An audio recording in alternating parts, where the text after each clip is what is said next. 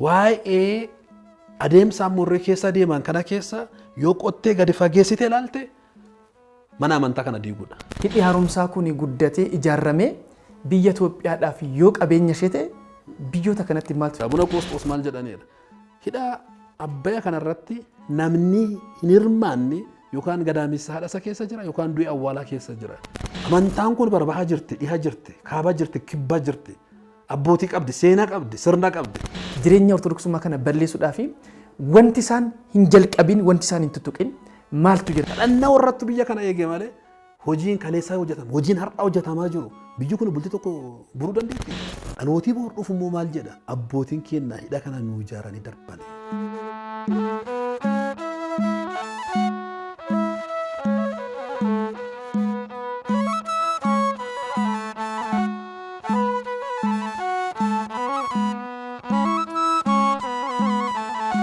Harka fuunee maqaa Waaqayyootiin akkam jirtu kabajamtootaaf jaalatamtoota hordoftoota sagantaa televezyiinii Waldaa Qulqullootaa qophii Afaan Oromoo.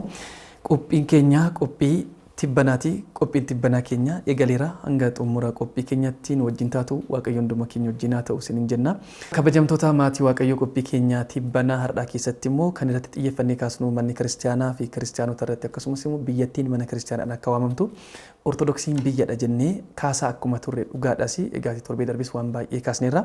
Kana xiyyeeffachuudhaan qabxiin guddaan tibbanaan keenya irratti xiyyeeffatu immoo iccitii mana kiristaanaa Ortodoksii Tawaahidoo gubbaarratti biyyoonni dhiyaa fi Arabootaa geggeessaa jiran maalinni qabxii jedhu kaasne tibbanaa keenyadhaa keessatti. Egaa kana keessatti barsiisaa keenya Maggaabee Sannayaat Abiyyi Mokonnin injiinar wajjin dhimma kana gubbaarratti hin turra. Hanga xumura qophii keenyattiin wajjin taatu Waaqayyo hunduma keenya wajjin haa ta'u gara qophichaatti dabarraa nu wajjin tura.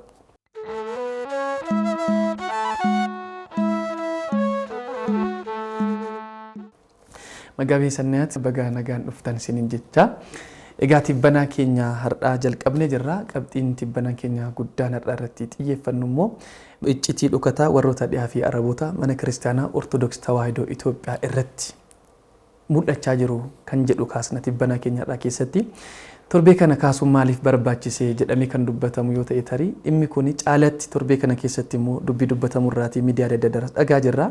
Waan mul'achaa jirus gurraan dhagaa ijaanis argaa waan jirruu fi dhimma kana kaasuun hundee gadi fageeffatee godhatee mul'achaa jira. Mee achirratti akaasnu kaayyoon mootummaa dhiyaa fi Araboota mana kiristaanaa irratti qaban iccitiidhaan mul'achaa jiru kuni akkamitti ilaallaa akkamitti sakattaana tibbanaa keenyarraa mee achirraa kaanu Maggaabee Sannayaat maal nuun jettu? Ishee galatooma yaadni amma ka'e kun yaada cimaadha.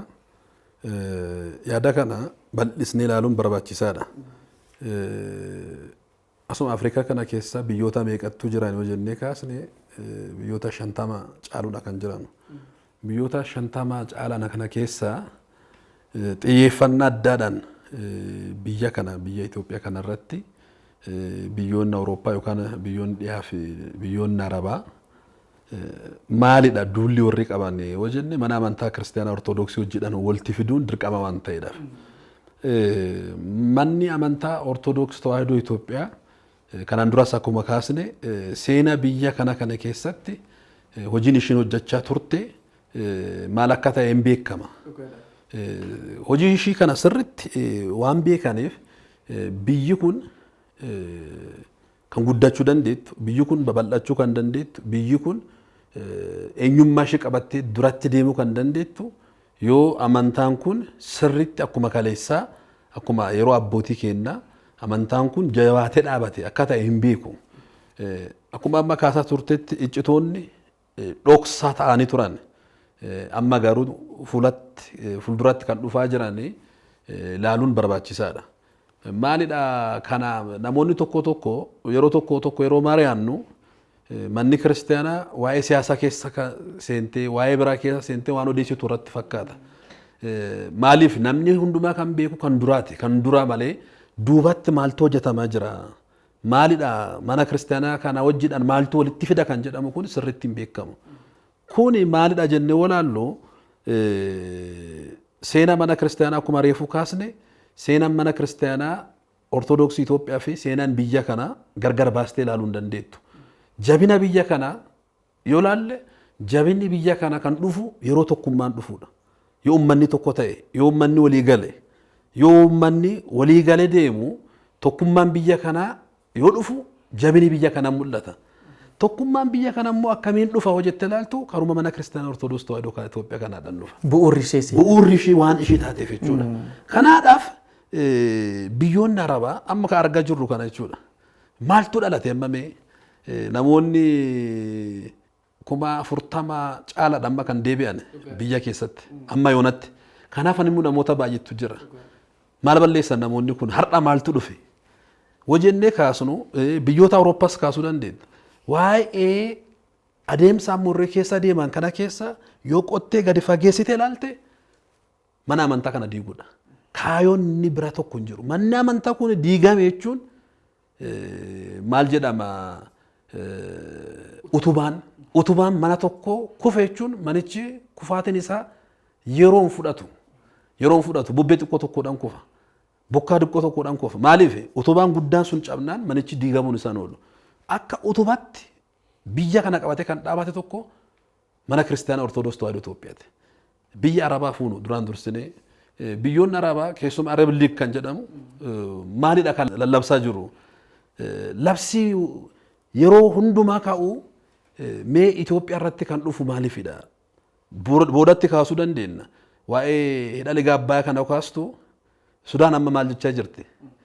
Bishaan natti guddate. Bokkaan amma roobu bishaan yeroo hidhni Abbayyaa kun hojjetame bishaan ni hanqatadhame ture. Garuu amma lolaan deemee magaalaa Sudaan hundumaa dhutu bishaan laga Abbayyaa kun nutti guddate maal hojjaa?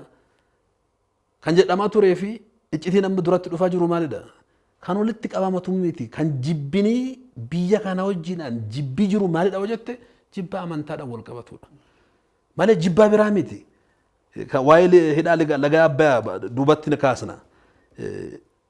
Arab League yookaan biyyi Arabaa Itoophiyaan mee maal ishii goote hojjettee gaafatte waa'ee tokkoon kaastu. Karaa seenaanis deeme, karaa amantaanis deeme. Karaa amantaa musliimaanis deemtee Itoophiyaan akkasana goote kan jettu waan tokko hin qabdu. Garuu jibbii maaliif dhufe hojjette jibbii biyya kana wajjidhaan Arabaaf biyya kana walitti dhufuu jiru maalidha amantaadha. Amantaa bu'uura ta'e qabattee jirti biyyi kun. Amantaan Ortodoksii cimina biyya kana akka ta'e argamaa jira. Laalaa jirti.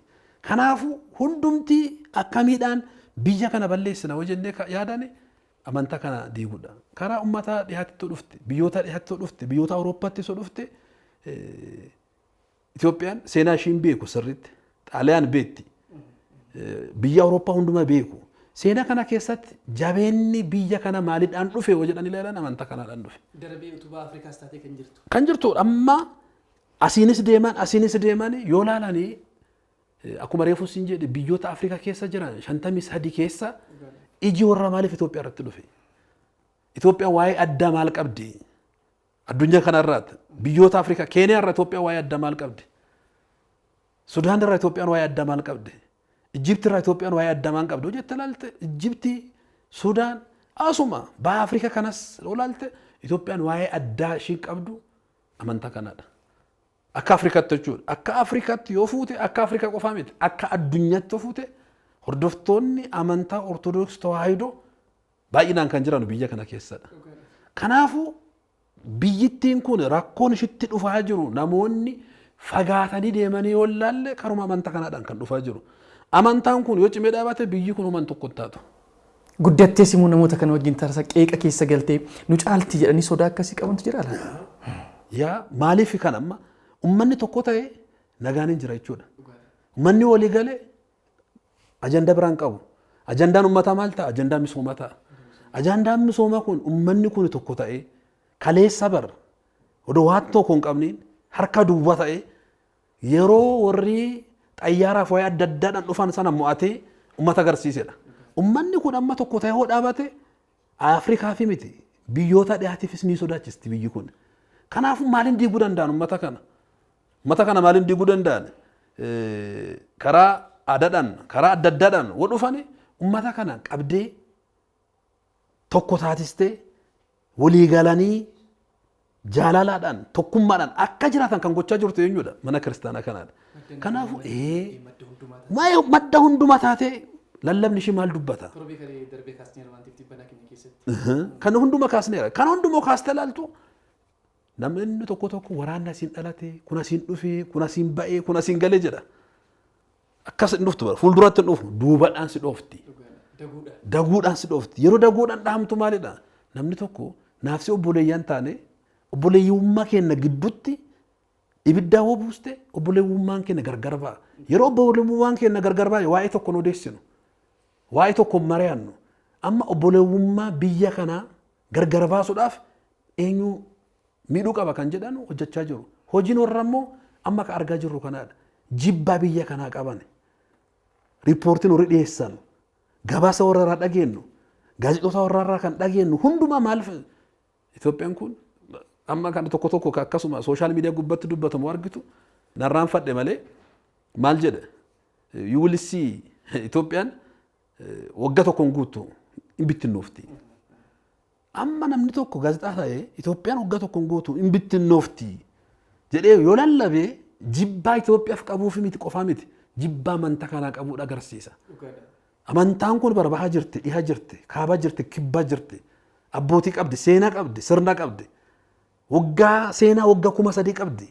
Biyyi kun amantaan kun seenaa kana keessatti guyyuma tokko ka'ee Itoophiyaan hin diigamti jedhee dubbate jibbaa Itoophiyaaf jibbaa amantaa kanaa qabu mul'isa jechuudha kun. Namoonni kun adeemsa warraa keessatti sirriitti olaalte maal argita sitti fakkaata? Itoophiyaa Ortodoksii Itoophiyaa Ortodoks Tawaahidoo Itoophiyaa kana diiguudhaaf karaan kitaaba qulqulluudhaan deddeebi'anii dhufanii hin dandeenye lallabuudhaan faranjoota adda addaa bara dhufaniiru Awurooppaarraa uummata dhihaarraa dhufaniiru kan du'ee kaasana bal'aa ilabaa akka laaluu goona kan dhukkubee fayyisna jedhanii dhufan karaa sanaadhaan kan barbaadan argachuu hin dandeenye biyya kana keessatti arabnis waa'ee adda addaa hojjetaniiru duubatti jechuudha diiguu hin dandeenye amma hoo uummanni kun tokko ta'ee yoo waliin jiraate adeemsi inni itti deemamuu jiru kun tarkaaffii fudhatamaa deemaa jiru uummanni kun tokko ta'ee yoo fuulduratti darbe duuba keenyaadha kaanii akka warratti jechuudha akka seenaa warratti akka seenaa keenyatti odoo Ameerikaan hin jiraatin nu jirra odoo biyya Arabaan jiraatin nu jirra seenaa waggaa 3,000 qabna nun odoo hundumti hin jirin nu jirra kanaafu biyyi kun babal'achaa deemuu ishee maal sitti fakkaata namni tokko biyya tokko jibbee iji isa dhiiga uffata iji isa dhiiga uffatu sun maaliidhaan beekta biyya sun keessa amma Itoophiyaatti jibbuudhaaf namni tokko Saudi Arabiyaa kaaste Muslima kaasta namni tokko Saudi Arabiyaa ummata Saudi Arabiyaa jibbee hojjettu biyyatti sana qofa miti amantaa isaa solumaan jibbita jechuudha waan keessa qabdu laaltuufa qabda jechuudha maal laalaa nu keessa maal laalaa jiran amantaa keenya keessa laallachaa jiru amantaa keenya kana ammoo akkuma argaa jirtu kana karaa adda addaadhaan akka diigamtu akka tokko hin taane biyyittiin kun amantaan kun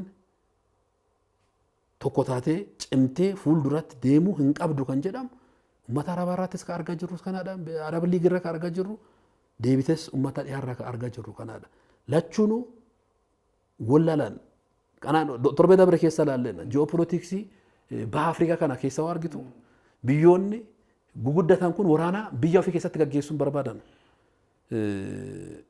akka addunyaatti biyyoota guguddatan hojjetu Ameerikaan uummata dhihaa Chaayinaa kan kana fakkaata Ruusiyaa waraana isatti gaggeessuu barbaadan yeroo hundumaa waraana biyya diiguu barbaadan keessatti waraana gaggeessu naafsidha kan waraana gaggeessinu naafsitti waraana gaggeessa warri asin dhufanii ana irratti tokkichiin irratti bulee tokkichis irratti bulee waraana gaggeessina yeroo Turkii fi yeroo Xaaliyaan turan sana jechuudha dirreen waraanaa Portugaalii fi Turkii irratti Turkii fi Portugaal kaasteera dirreen waraanaa eessadha Itoophiyaa keessadha namni wal jeesuu eenyudha naafsidha kan waraana gaggeessu jiru garuu eenyudha warrumaa dhihaa sanaadha biyyoota guguddatan sanaadha kanaafu iccitiin sun immoo maalidha biyyoota dhabamne keessa maaliif Itoophiyaa baratanii maaliif Itoophiyaan kanaadhaaf filatamte jettee kaaste karaa namoonni siyaasaa kan bira kaasuu danda'u namoonni saayinsii kan bira kaasuu danda'u akka amantaatti immoo amantaa Ortodoksii Tawaahidoo Itoophiyaa kana dhadhabsanii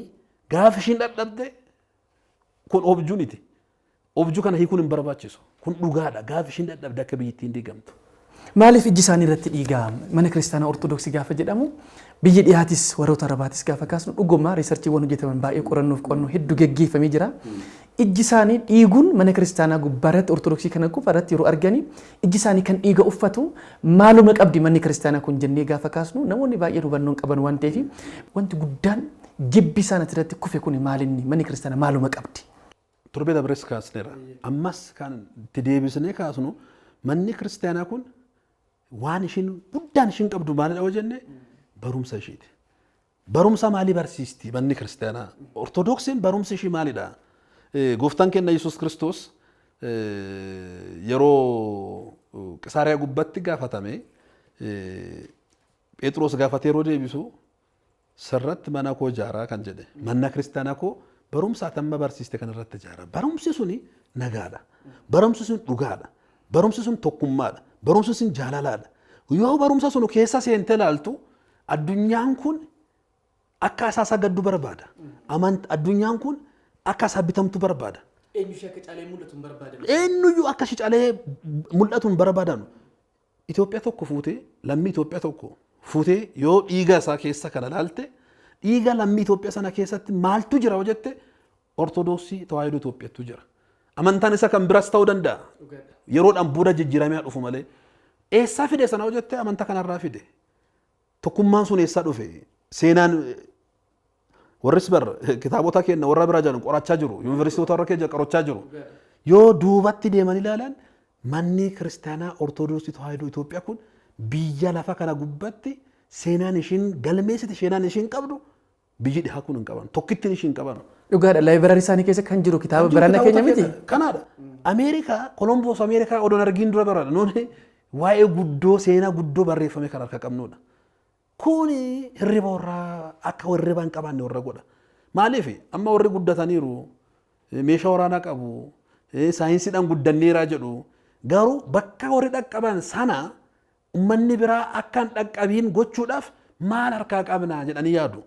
Maal harkaa qabna nuuni kana gochuudhaaf mee uummata Afrikaa hundumaa ilaallu. Asuma dhiyoo kana deemte tokko magaalii tokko biyya tokko jala bulti. Jibuutii yoo deemte Faransaay jala bulti. Biyyoonni hafan Arabaa jala bulu. Itoophiyaan biyya tokko jalatti hin bultu. Maaliif seenaan ishii kun akka biyya jala ishii hin bultu hin godhu. Itoophiyaa taabas dawwihaa habe እግዚአብሔር kan jedhu kadhannaan sun Itoophiyaa fi Waaqayyoo gidduu keessa biyyi dhibee hin jiru. Kana barbaadu warri Ameerikaan bira akka ishii sagannuu barbaadde. Akka feete uummanni kun qamadii sana isaa erga kanaafuu yoo fedheen ijjeesa yoo fedheen kaasa kan Waaqayyoof kennine sana kan Waaqayyoof kan ijjeesuuf kaasuun kan Waaqayyoo sana warri fudhachuu barbaadu. Uummannis dhiyaas kana barbaada. Uummanni Arabaas kana barbaada. Itoophiyaa akkama fedhani gochuudhaaf kanammoo gochuudhaaf maal toora dhowwe amantaa Ortodoksii toora dhowwe. Amantaan Ortodoksii kadhannaan ishii Waaqayyoon ala kan bira hin jiru itti yaaddi. Maaliif sitti fakkaata? Boodatti kaasuu dandeenya. Uffannaa warra akka uffannuu barbaadu. Waaqa warri jedhanii sana akka waaqeffannuu barbaadu. Maal jedhe yeroo tokko pirezidaantiin Keeniyaa Uhuru Kenyaattaa warri dhihaa kun warri Awurooppaa kun dhufanii ija keessan cunuunfadhaa kadhadhaa nuun jedhanii. Jomo Kenyaattaan dhugaa nutti fakkaate ija keenya cunuunfannee kadhanne yeroo ija keenya dhabannu kan qaban hundumaa qabeenya keenya hundumaa saamanii deemanii. Qoqqoodatanii ija cunuunfannee amma Itoophiyaan ija akka cunuunfattu barbaaddi. Itoophiyaan akka ijaan cunuunfanne kan dhowwaa jirtu eenyudha mana kiristaanaa kanaadha. Manni kiristaanaa kun Itoophiyaan akka ijaan cunuunfanne barbaaddi.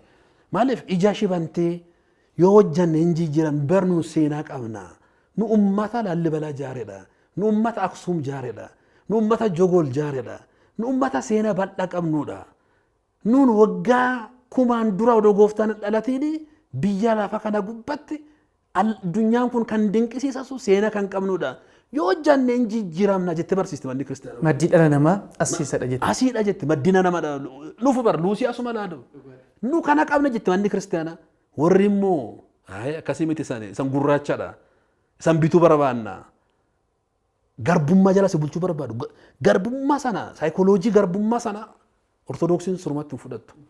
Ortodoksii callaaf mitan lammiin Itoophiyaa tokkos kan fudhachuu barbaadu hin jiru. Kanaafu lammii Itoophiyaa kana gargar baasanii bulleessanii daakanii ajjeesanii akka fedha gochuudhaaf amma gulaanatti dhufna seenaa waa'ee aadaa uffata waa'ee kan kana hundumaa kana keessa darbanii darbu fudhan ortodoksiin sammuu ishiidhaan tokkitti kana fudhan kadhannaan keenya warra sodaachisa barumsi keenya warra sodaachisa tokkummaan keenya warra sodaachisa kun eessaa burqa mana kiristaanaa kanarraa burqa mana kiristaanaa kun uummanni Itoophiyaa bara abbaan amantaa tokko dhaabatee dubbatee hin dhagaa Phaaphaasiin tokko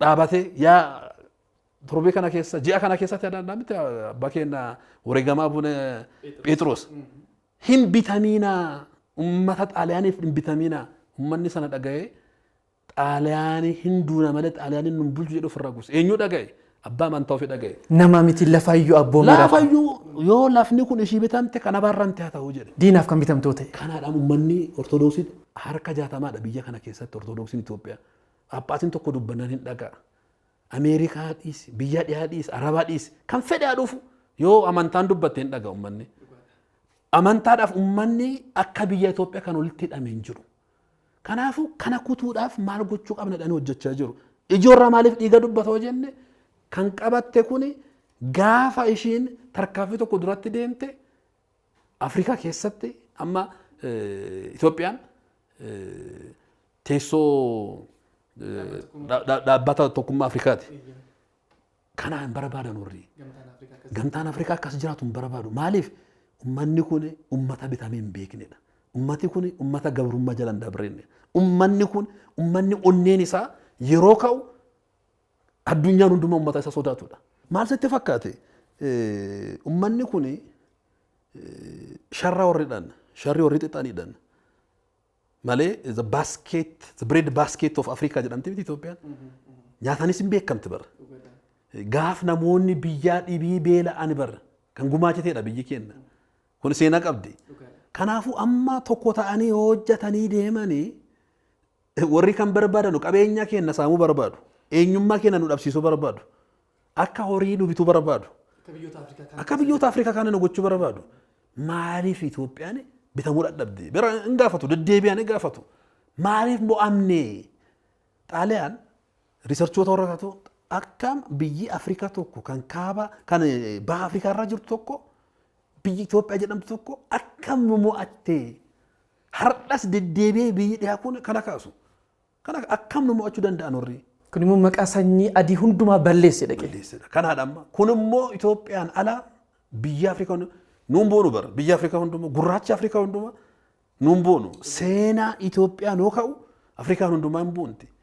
Maaliif boonti? Afrikaan hundumaa seenaan ummata gurraacha ta'e Afrikaa keessa jiraatu hundumaa kan jijjiirame Adwaa irrattidha. Seenaan Adwaa sun immoo eenyurri wal qabata mana kiristaanaa kan jiru. Itoophiyaanizim jedhanii amma maqaa isaanii faarfatanii darbinee waan hundumaa argineerra amma kan eeggachaa jiru mana kiristaanaa ortodoksii eegaa jirra jedhanii amma dubbatanitti kan ga'an jiran. Barreeffamoota amma riisarchoota namoonni barreeffama waa'ee hundumaadhaan ndoom eegana akka simpooziyimitti kan qophaa'uu qabu maaltu jiraatti fakkaate mee maal jechaa jiru manni kun barreeffama warraadhaan manni dhiyaas manni Arabaas Itoophiyaa Ortodoks Tawaahidoon odom jirtu Itoophiyaan diiguun hin danda'amu kan jedhu konkuluujiinii qabu. Amma amantaan kun jirtu kanaaf bara namoonni warra jala bulan hundumaa alas kan jiran asis keessa kas jiran warraadhaaf kan bulan duraan dursanii mana amantaa kana abaaru. Mana kiristaanaa kana abaaru. Ummata kana tokko tokkotti qabdeera. Ummanni kun immoo gaafa tokkummaa ofii dhabe garbummaa jala seenuun isaan oolu. Garbummaa jala seensisuudhaaf maal gochuu qaban? Mana kiristaanaa kana jibbuu qabu. Waan ishiin hojjetti kan ishii hundumaa ishiitti mi'aan warratti midhaagu kan nuun uffannu warratti midhaagu kan nuun waaqeffannu warratti midhaagu kadhannaan keenya laaluun barbaadan kan gaafasamuu qabu bara kan fudhatamuu qabu. Seenaan kun addunyaan kun kan itti fayyadame kuni kana fakkaata jedhee kan ittiin bulu qabu waa'ee mana kiristaanaa ortodoksii ta'eef kan jibbame seenaaf sirna baay'ee qabdi manni kiristaanaa kun. Kanaafuu inni guddaa jibbi inni guddaa manni biyyi kun guddattee ummata bal'aa qabdi. Ummata miliyoona 100 caalaa qabdi. Biyyi kun yeroo guddattee deemtu Afrikaa keessa keessumatti baha Afrikaa kana gubbatti ortodoksiidhaan ummanni durfamu ummata Itoophiyaati. Ummata kana akka Sooriyaa, ummata kana akka Liibiyaa, ummata kana akka Yemen balleessuun salphaa miti. Kanaafuu duraan dursine mana amantaa Ortodoks Tawaahidoo Itoophiyaa diiguu qabna kan jedhamu karaa adda addaadhaan kan odeeffamu kanaadha. Kanaafuu jibbii warri qaban maalidha? Tokkummaa, barumsa, eenyummaa, hundumaa caalaa eenyummaa. Itoophiyaawiin tokko lammiin biyya kana jechuudha. Hordofa amantaa kana tokko biyya feete keessa deeme. Ani adiidhaan, uummata adiidhaan gadiidha jedhu of ilaalu. Uummata adiidhaan gadiidha jedhu of ilaalu. Kun eessa dhufe yoo jettee dhiiga isa keessa maaltu jira jedhe Ortodoksii kan jedhamu jira. Dhiiga isa keessa waaqa kan jedhamu jira. Hin bitamin isa Abuna Phexros sana hin bitamin. Bitamin kan jedhu sana. Kan abbootiin isatti himaa guddate sanattu jira. Kanaafuu sana of keessa balleessuudhaaf amantaa kana salphisanii balleessuu gubbatti biyya Arabas uummanni dhihas biyyootni uummata dhihas kan hojjechaa jiran kan nu mul'isu namoonni fuuldura kan laalan kanuma malee duubni isaa amantaa kana diiguudha. Amantaa kana salphisiisuudha. Amantaa kana balleessuudha.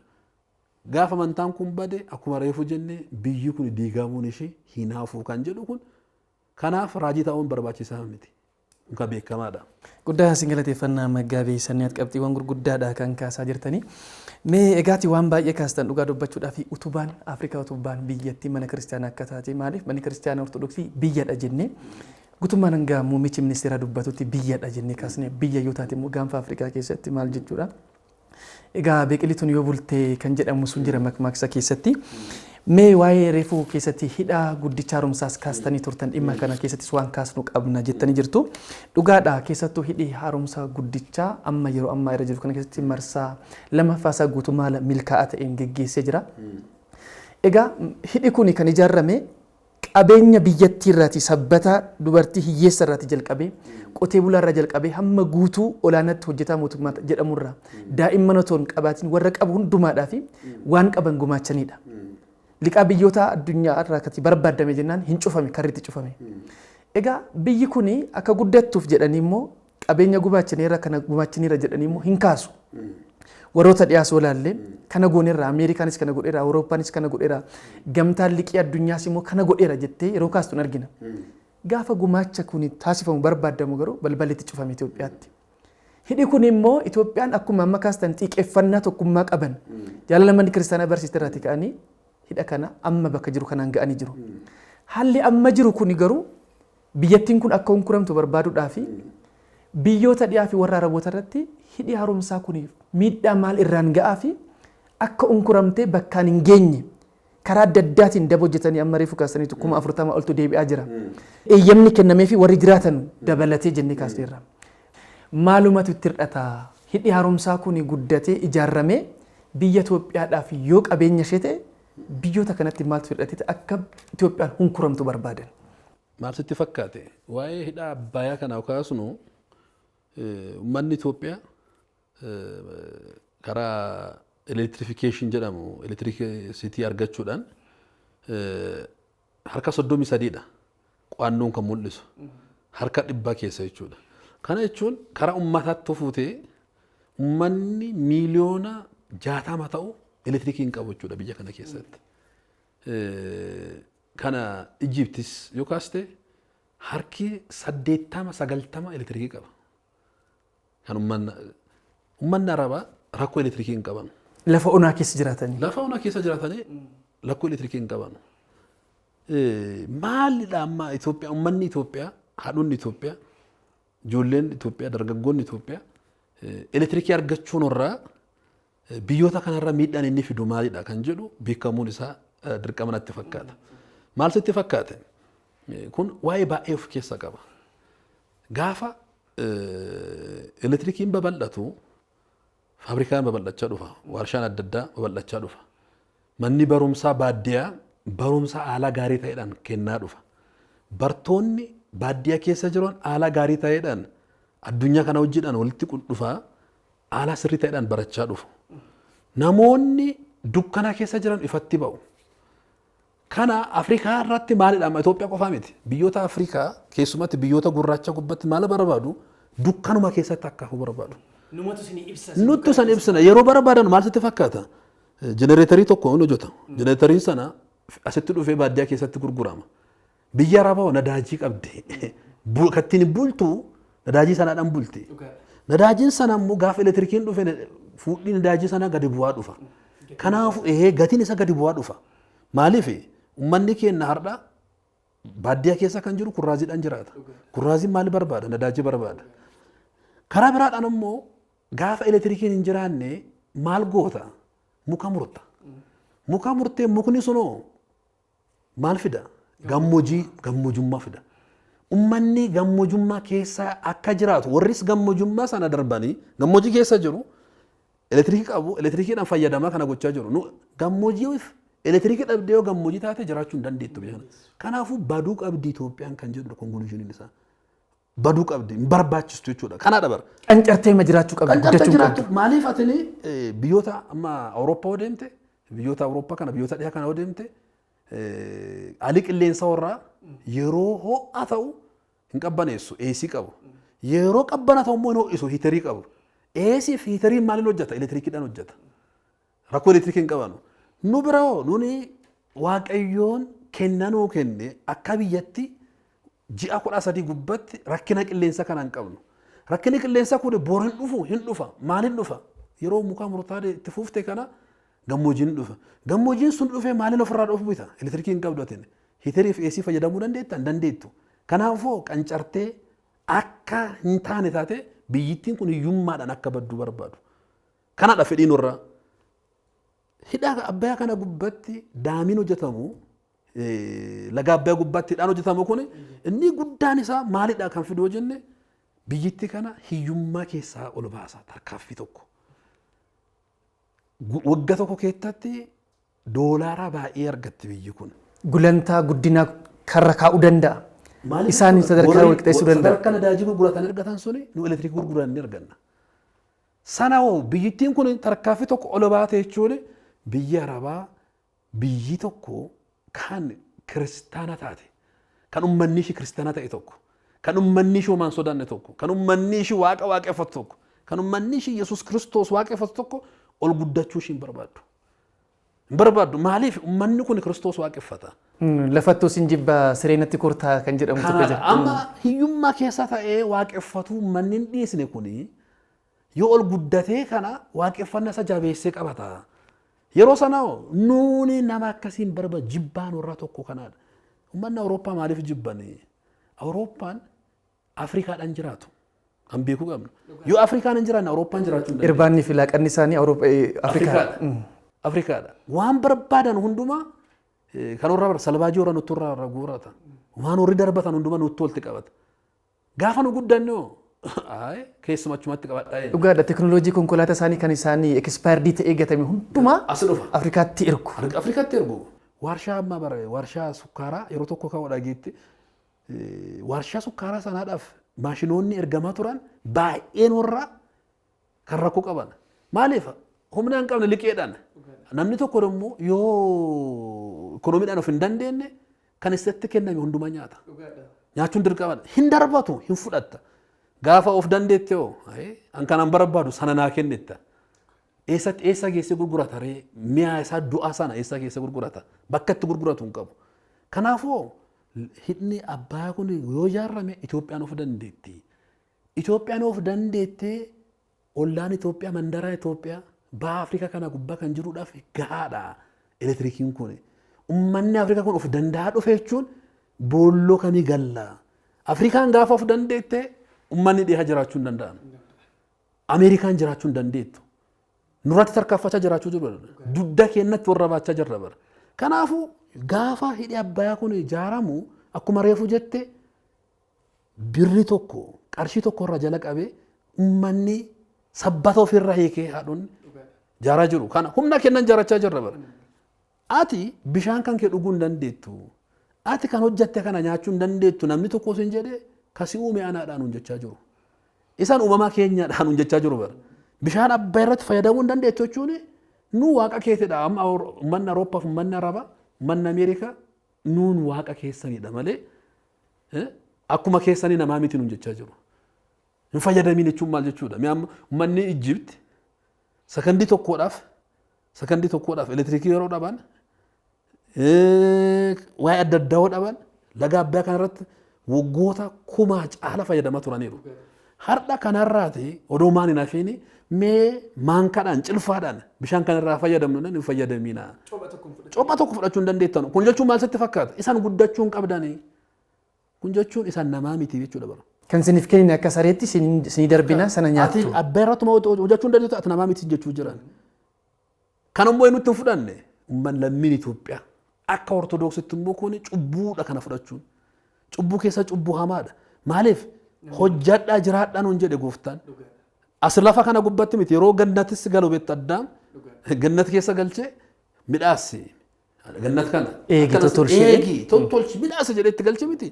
Biyya kan kee lafa kana gubbatti bishaan kan kee kan bishaan giyoon bishaan abbaye waaqayyoon kennaa Itoophiyaa kenne kanatti hin mugne hamma yoonatti fayyadamuu dhiisne malee har'aaf fayyadamina yoo siin jedhe kan hojjannu ni beekna akkuma Eelsan jedhe kana anka godhuu hin beeka san callisaa amma kan jechuu qabnu bishaan kan akkam akka dhuguu dandeenyu hidha kan akkam akka ijaaruu dandeenyu kanaan dursines jaaruudhaaf nuu kenna jennee hin kadhanne. Hin kadhanne bara bishaan kenna akkam akka dhuguu dandeenyu hin beekna san callisaa maal hojjannu hin beekna. Hayi dhuguu hin dandeettanu jechuu hin danda'amu mirgas hin qaban. Akka seera qabeenyatti ta'e kan darbeef kaasaa fudhachuu qabna turre miti. Kana moodas bara. Waggoota hedduudhaaf kan ta'e sanaaf. Kan dabre qofaa miti. Uummanni Itoophiyaa akkuma agartu biyyi kun kophaa koo nyaadhee aduu hin jettu. Hin beektu. An kophaa koo nyaadhee du'a kan jedhu harreedha. Yaada harreeti kun. Ani nyaadha kaafee ani eegiduu buuyyoon hin bahin kan jedhu bare harreedha. Akkas hin jettu laga abbayaa kana kophaa koo dhuga hin jenne. Hin jenne kanaan duras. Uummanni kun dhuguma biyyi kun Itoophiyaan jechuudha. Uummata Sudaan, uummata Ijjipt kan gadis jiran yoo jibbaa qabaatte bar bishaan garaa laga abbayaan seenan hundumaa burqii ishii Itoophiyaa keessadha. Laggeewwan galtoo ta'an jechuudha. Daddeessaa as garanaa beektaa dabarsuu dandeetta. Dhugaadha. Harka 50 oola galaanni daddeessaa as garanaa deebiinaani abbay gadi bu'uun isaan oolu. Akkas gochuu dandeetta. Eenyutti ishee dhoowwa. Bishaan kan keettitti fayyadamuu hin dandeettu hin jenne. Kanaan booda garuu kan gochuu qabdu bishaan dabaree deemu sanaaf qarshii kaffalchiisuu qabdi. Akka mirgatti irra qarshii kaffala maaliif sitti fakkaata harka duwwaadhaan qoodhiistee fi maaliif ijaartas hin jedhu. Hayi bishaan koo achitti gula darbu kana as gula dabarsadha wette yeroo sana kaffaltiidhaan bishaan Itoophiyaan gadi taatee sila Ijjiptiin as daate bishaan burcuqoo tokko nunna. Tokko nunna sila amma Ijjiptii fi Itoophiyaan bakka wal jijjiirama ta'e bishaan burcuqoo tokko namni nu kennu hin jiru. Itoophiyaa waan taateef. Kanammoo kan kun eessarraa dhufe? Kiristaanummaa kennarraa dhufe. Itoophiyaa keessa ortodoksummaarraa kan burqinni tokko maalidha? Walumaa na nyaannu, walumaa na dhunnu. Warri kaan isaan hin dhugina nuun jedhan. Dhugina jechuun hin danda'amu. Hin dhugina jechuun ati namaa miti isin jechuu jiru. Namummaa kana as kan hin jaaru jettiin kanaan duras kaasnedha. Abuna Qoosxoos maal jedhanidha. Hidha abbayyaa kanarratti namni hin hirmaanne yookaan gadaamessa haadha isa keessa jira yookaan du'i awwaalaa keessa jira. Hin jaarra kanaafis. Amma manni kiristaanaa gammaddeera bara. Uummanni Itoophiyaa hundumaa gammadaniiru bara. Maani guba yeroo lammaaffaadha bishaanii laga abbayyaa kun waan guuteef gammachuudha. Yeroo lammaaffa qofaa miti. Amma barbaachisaa ta'utti guutamuun isaa hin hafu. Maalitti fakkaata? Kanaan booda warrumatti deebi'ee eega bara. Reefuu sii kaasaa tureera. Uummanni Sudaan, mootummaan Sudaan bokkaan yeroo roobu kana bishaan natti guddate. Kalee maal jedhama? Yeroo abbayyi hidhaan kun ijaaramu wanni bishaanii gadi bu'aa jedhamee ture. Sodaanee tura. Garuu ammoo kunoo bishaan natti guddate soba akka ta'e jibba malee dhuguma namni haayidrooelektiriik paaworii ijaaree beeku qabu barbaadis daamii qabu. Haayidrooelektiriik namni ijaaree beeku elektiriikiin tarbaayinii eegidha bishaanichi baay'ee deema. Maal gula bishaanii sun hanqatama jedha. Kun bara dhahee darba. Haguma guutamu kanas taanaan feeziin guutama. Yeroo ganna kanadha kan guutama jiru. Yeroo bokka kanadha. Jibbaa waan ta'in malee rakkoon inni uumu tokko hin jiru. Kuni gorsa waraabessaa bishaan harreen maaltiin jette maaf natti booriste jennaani. Na nyaachuu barbaaddan nyaatta malee bishaan gadi malee ol boora'amoo. Kanaadha bakka. Kanaadha. Kanaafuu jibbii biyya kanaaf qabanu malee hidha laga abbayyaa gubbaatti ijaaramu Awurooppaan maaliif manni dhihaa manni Awurooppaa jibbanii biyyoonni Awurooppaa maaliif kana jibbanoo jette kolkollee warra bakka keessanitti gurguratan hin qabu. Itoophiyaan guddatte jechuun uummatni miliyoona 110 guddatte jechuun uummata Awurooppaa fuudhe kuma miliyoona 4 miliyoona 5 miliyoona 6 akkas bara. Walitti dhufanii uummanni Itoophiyaa tokkittiin kun gaafa ishiin guddatte hin sodaatu bara. Sodaan warra ishii guddaan immoo eenyudha? Waaqa waaqeffatti. Waaqa ishii kan akkana sodaatu bara. Waaqni ishii kun immoo eessatti waaqeffamaa jira? Mana kiristaanaa kana keessatti waaqeffamaa jira. Manni kiristaanaa kun seexanaadha bara. Amma mulee wanni guddaa kaastu inni guddaa maasitti fakkaata. Seexanni biyyi Itoophiyaa kun akka guddattee mul'attu hin barbaadu. Jibbaa biyya kanaadhaaf qabanu kan ittiin mul'isanu malee dhala Abbayyaa gubbaatti ijaaramuun isaa biyyi tokko guddatee wos hin saamne jechuudha. Kan kee hin fudhanne. Kan ofii isaadhaan guddatee uffata ofii uffatte. Ati uffata kan kee kan nama dhodhu uffatiin kan kee uffattee manaa baate. Nyaata kan kee wayii nyaatte. Manuma kan kee keessa teetteetti yoo jiraatte namni achi jiru maaliif iji isaa dhiiga uffata? Kuni jibbaadha. Jibbi kun immoo maalirraa bulqa'oo jenne guddinni uummata kanaa boorii jiruu keenyaa irratti miidhaa guddaa dhiyeessa. Warri maaliidhaan akka jiraachuu barbaadan hin beekna. Sobaadhaan jiraachuu barbaadan, gargar baasanii jiraachuu barbaadan, uummata Afrikaa garbummaa jala buusanii jiraachuu barbaadan. Risoorsiin argitu risoorsiin Afrikaa keessa jira. Risoorsiin Afrikaa keessa jiru kanadha immoo sirriitti fayyadamuu barbaadu warri. Nuni illaalla warri nyaachuu barbaadu. Yeroo warri nyaatan nun akka ibsee warraa qabnu barbaadu bara. Nu akka harka warraa dhiqachiisnu barbaadu. Manni dhiha kun. Kanaafuu guutumaa guututti yoo ilaallu fedhiin warraa inni guddaa biyyi kun guddachuu hin qabdu. Biyyi kun yoo guddatte akkam goonee jiraanna kan jedhudha gabaabuma. Guddaa isin galateeffannaa Maggaabii Sanneen sagalee jireenyaa isin haa dhageessu. Mee gara dhumaatti haa dhufnu qabxii keenya gabaabsaa dhufu sa'aatii keenya wajjin. Egaa kun hundumtuu ta'ee otoo rakkatiin otoo humtuu irra hin ga'ini hamma kana biyyattii jibbaa Itoophiyaa jibbaa jechuun mana kiristaanaa jibbaa biyyattii sana daawwitii sana akka ilaalan beekamaadha. Mee keessattuu aadaaleen Itoophiyaan qabdu yookaan immoo manni kiristaanaa kan gumaachite gulantaa amma dhaabbanne kana kattaa amman sochooni jennu kana harka ishee gara waaqayyootti malee gara eenyuttuu miti kan diriirsitu jennee kaasneerra hamma ammaatti kan hin dubbatin hamma ammaatti nurratti fe'amaa kan ture baay'eensaa caalatti amma akka tuttuqanii nu kaasan kan taasise fakkaata. Manni kiristaanas kana tuttuqamte yeroo baay'ee ibidda dibameen tuqinii jedhama gubaansaa ulfaata ta'uu danda'a. Mee nuti deebisnee haa kaasnu eega isaan tuqaniyyuu eega isaan tuttuqaa baay'isaniiti. Mee nuti kaasnee gurra keenyaaf laphee keenyatti bilbilatti dhagamuu qabu akka dhageessisnuu fi biyyoonni dhiyaa fi biyyoonni arabaa kuni maal nurratti hojjetiin qaban keessattuu biyya kana balleessuudhaaf tokkummaa kana balleessuudhaaf jireenya ortodoksummaa kana balleessuudhaaf wanti isaan hin jalqabin wanti isaan hin tuttuqin maaltu jira qabxiiwwan tuttuquu qabnu mee achi keessaati tokko tokko haa kaasnu mee muraasa isaanii. Biyya kana akkuma reefuu kaasaa turre karaa adda addaadhaan miidhaatti dhaqqabsuudhaaf yaalii godhaniiru. Ijoo keessaa inni tokkoffaa waraana nutti duulchanii dubara. Eebbisanii manni xaaliyaan eebbadhaan deemaa wareeraa ajjeesaa jedhamanii Itoophiyaa wareeraanii ajjeesanii sidoonni adda addaa jiru bara. Asuma Finfinnuma kana keessatti guyyuma keessatti asuma gurraan dhala natti fakkaata. Gurraan dhala bultii 12 kan kabajnu ummata jiraattota ummata Finfinnee kan lakkoofsa kuma meeqadhaan lakkaa'an guyya tokkodhaan ajjeesaniiru. Kun miidhaa seenaan yaadatu waggaa waggaadhaan yaadatamu. Madaa seenaati kun kan kana fakkaatanu miidhaa baay'ee nutti godhaniiru. Inni lammaffaa amantaan Ortodoksii Itoophiyaa kana akkamiin balleessuu dandeenya jedhanii karaa adda addaadhaan nutti duulaniiru. Duulli inni tokkoffaa sekulaariizim kan jedhamudha. Sekulaariizimiin amantaan hin barbaachisu karaa jedhamudha nutti duulaniiru. Namni hundumaa akka fedhe akka nyaatu, akka fedhe akka dhugu, akka fedhe akka jiraatu, akka fedhe akka ba'u, akka fedhe akka galu nama odon ta'een horii bineensa akka ta'ee jiraatu hojjetaniiru. Amala isaanii jechuudha. Amala isaaniiti kun. Olo koronaan kun hin ka'een kanaan duras kaasneera na yaadadha. Guyyaa qullaa ittiin deemanu jedhanii kabajaniiru. Daandii gubbaa baanee dhaalaaf dhiiraadhaan. Ani viidiyoo argeera Ingiliz keessatti jechuudha magaalaa London gudditti keessatti. Guddittuma keessatti uummanni hundumaa saayikilii yaabbatanii qullaa deemaniiru. Qulluma isaanii. Qulluma warra deemaniiru. Suni akkas dhufu gochaa jiru. Uummanni yoo amantaa uummata kana maaliidhaan diiguu dandeenya? Akkuma reefuu jenna amantaa kana diiguu barbaadu. Amantaa kana diiguudhaaf maal gochuu qabna? Aadaa uummata kana balleessuu qabna. Aadaan isaa tokkoffaa maalidha? Uummanni kun yeroo uffatu aadaa qaba. Yeroo nyaatu aadaa qaba. Yeroo deemu naga yeroo fuudhu aadaa qaba. Naga kenna akkam bulte galata Waaqayyoo jedha. Akkam oolte galata Waaqayyoo. akkam bultoo itti akkam bulte good morning malee galata waaqayyo kan jedhu hin qabu. Akka owwaattuu hallayyaa keessatti yeroo itti dubbatti deebisee sirkuutu. Sirkuuta good afternoon kanuma kennaa galata waaqayyoof haa ta'u. Kana cufa hundumarraa balleessaa jiru. Kun duulaadha bara duula guddaadha. Uffina argitu uffata maal godhamu keessumatti uummanni Afrikaa baay'een warra garbummaa jala waan turaniif uffata surrii kana ofirraa gadi buusaa deemu.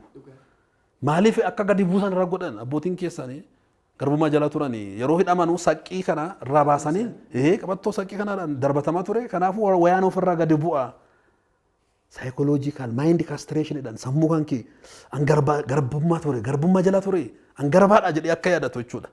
Kan kana fakkaate godhanii duran karaa biraadhaan olaallu waan nyaata nu nyaannu laaluu qabna.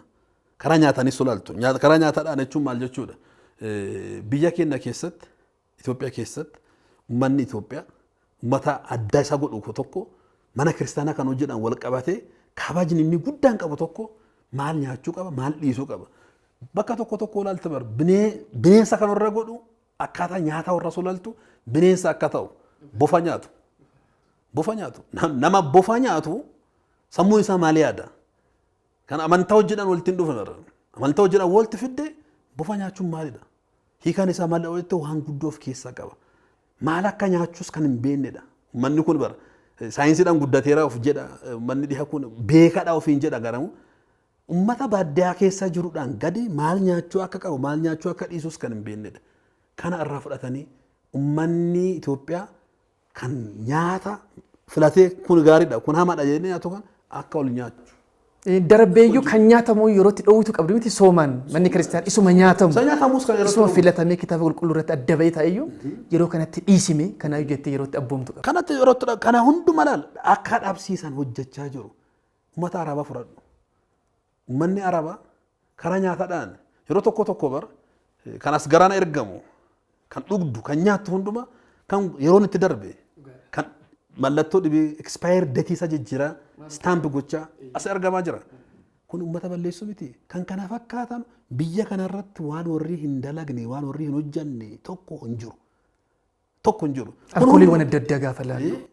Maal sitti fakkaata amma keessa seentee olaalte eegumsa akkuma reefu jenne harki ishii kadhannaan ishii sirni qiddaasee ishii karaa waaqa dhaqqaba dhufe malee akka jibbaaf ishirratti raawwatame waggoota dheeraa gubbatti biyyi kun asiin hin baatu turte. Kadhannaan otoo fashaleessuu baate summii isaanii kana. Kadhannaadha bakka.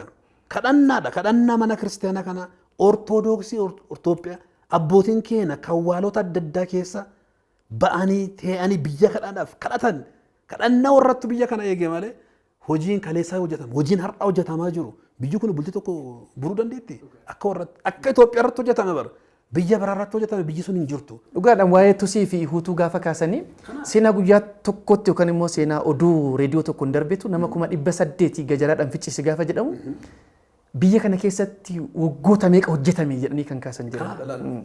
Biyya utuuftuusiin uummata miliyoona tokkotti du'e bara. Uummata miliyoona tokko uummata Itoophiyaa kana kadhannaaf hojiin manni kiristaanaa hojjetamte kun dheengaddamoo torbee tokkoon dura waa'ee ortoodooksii Itoophiyaa kaasaa ture ministeerri muummichaa. Ortoodooksii kabajuun fedhii odoo hin ta'in dirqamaadha jedhe. Dhuguma dirqamaadha. Maaliif dirqama ta'a? Kana siin biyya kana baastee har'a seegaa jirtu ishiidha. Kun dirqamaadha. Kanarratti walii galuun barbaachisaadha. Kanaadha amma keessa deemanii maalidha kan argannu? Waa'ee uffata yeroo biyyi kun barsiistu akkas uffadhaa. Dubartoonni akkas uffadhaa. Dhiirri akkasaa uffatu. Dhiisuu dandeetta bara uffata sun. Garuu maalidha kan nuu kenne kan jedhu duubatti deemtee ilaaluu qabda. Maal akka hin taane nu godhe uffanni kun? Uffanni aadaa keenya kabajnee uffanne sana maal akka arganu nu godhe? Suni beekuun barbaachisaadha. Qullaa deemuu hin danda'ama bara. Argine faayidaa qullaa deemuu argaa jirra waan ta'eef jechuudha. Yeroo bu'an maal jedhe pirezidaantiin Xaaliyaan yeroo koronaan dhufe sin asi ceene achi ceene hospitaala keenya marre asi seenne ka hafe waaqayyo duwwaadha. Gartee kan Xaaliyaan waaqayyoodha.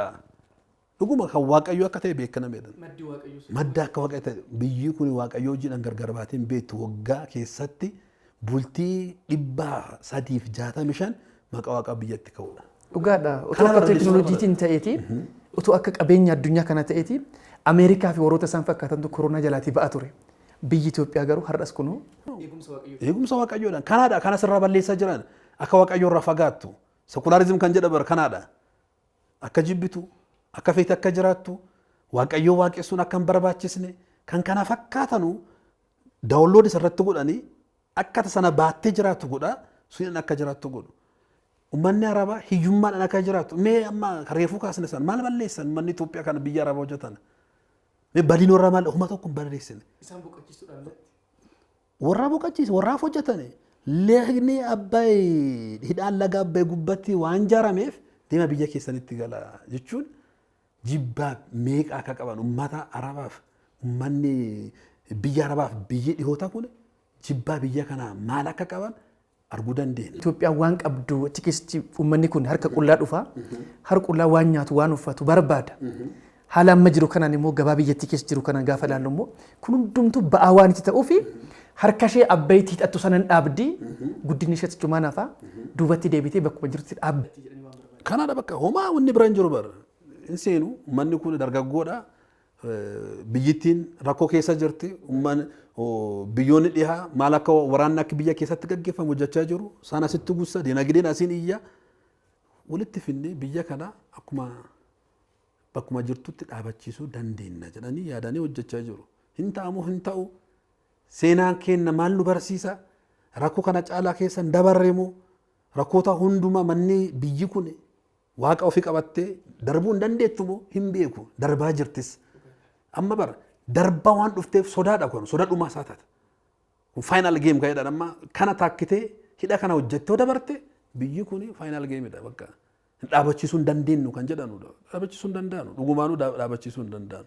Kanaafuu hojjetaniiru hojjechaa jiru akka of jibbinu. Gibira Sodoom kan galchaa jiru eenyudha Itoophiyaa keessa.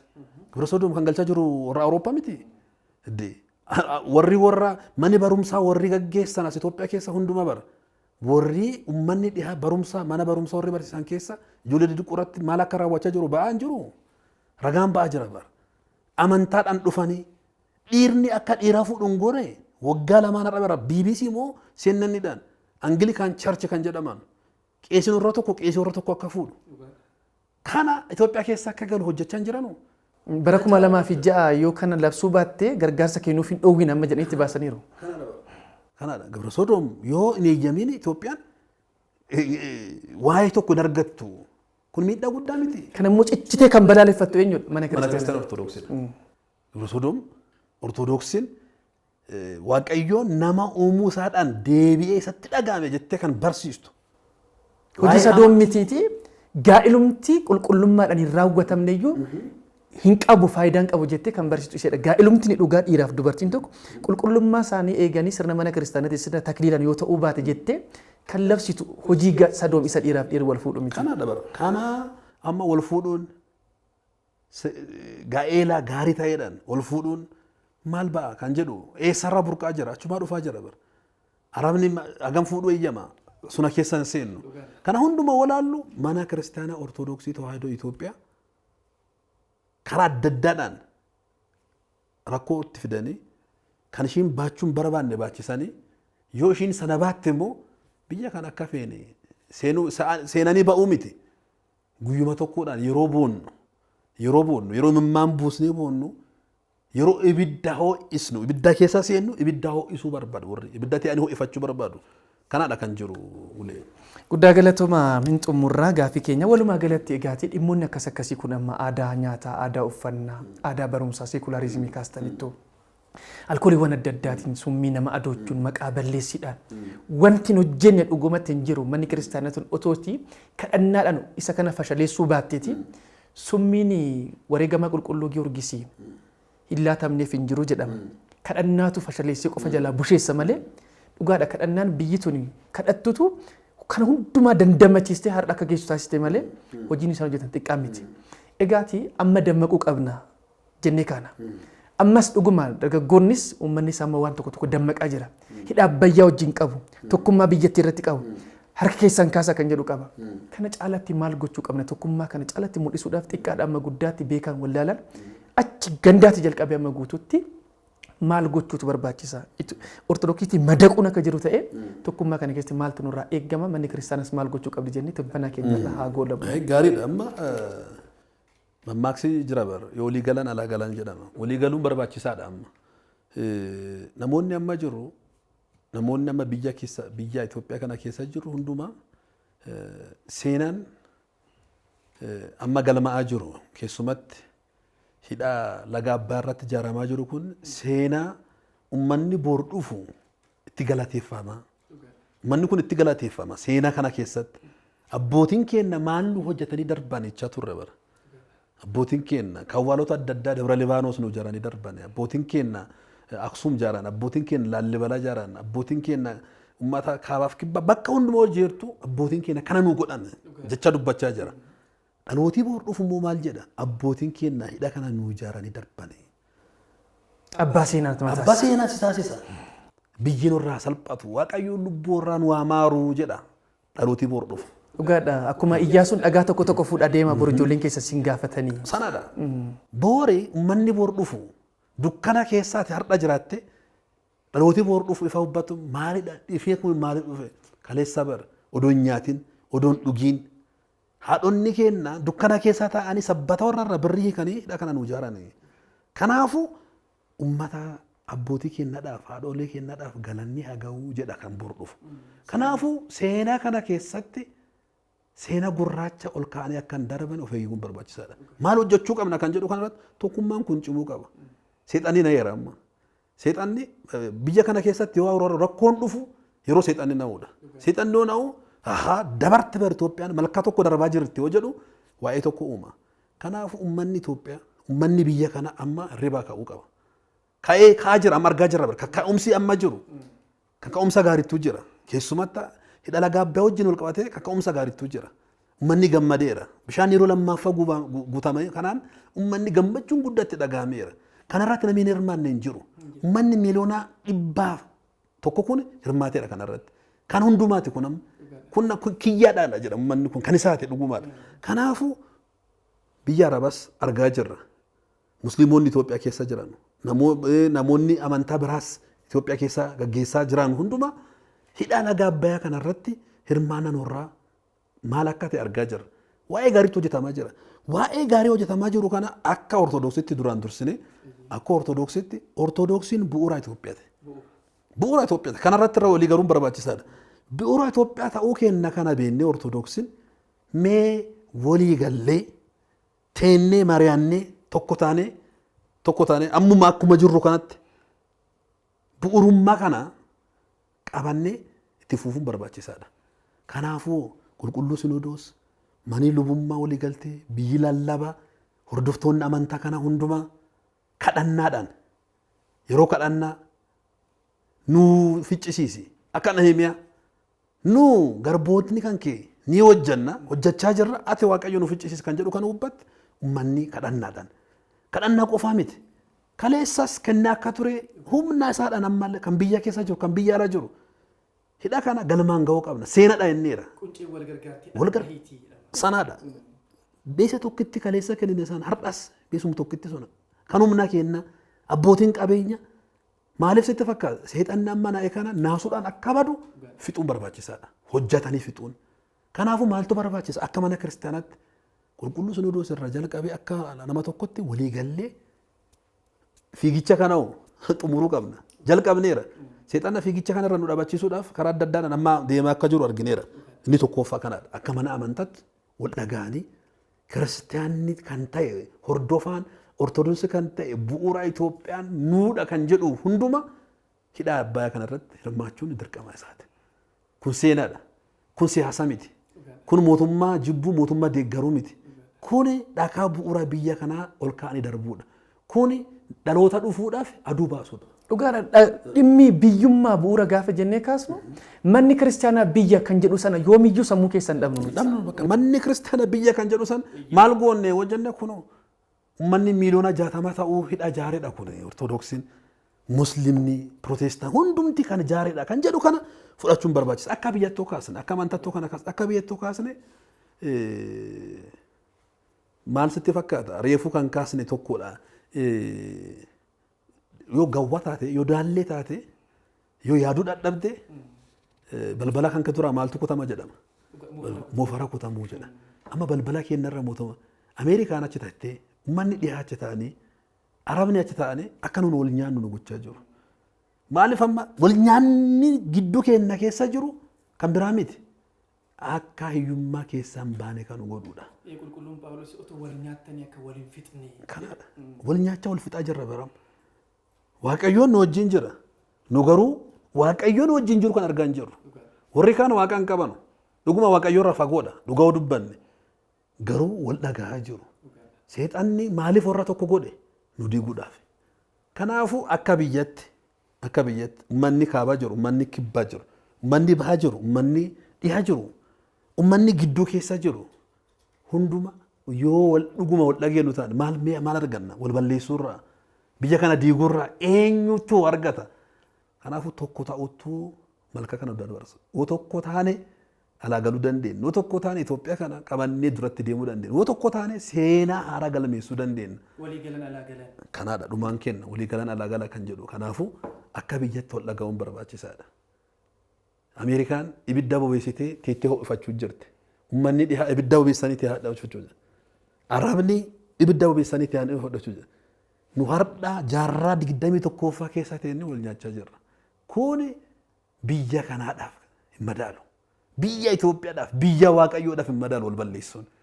Biyya kana Jamaayikaan tokko bara yeroo Itoophiyaa dhufu kophee isaa baasa biyya Waaqayyoodha jedhee kopheedhaan magaalaa kana keessatti nu garuu wal ajjeesaa jirra. Nu walirraa fagaachaa jirra. Barsiifata mana kiristaanaa dagachaa jirra. Dagachaa jirra.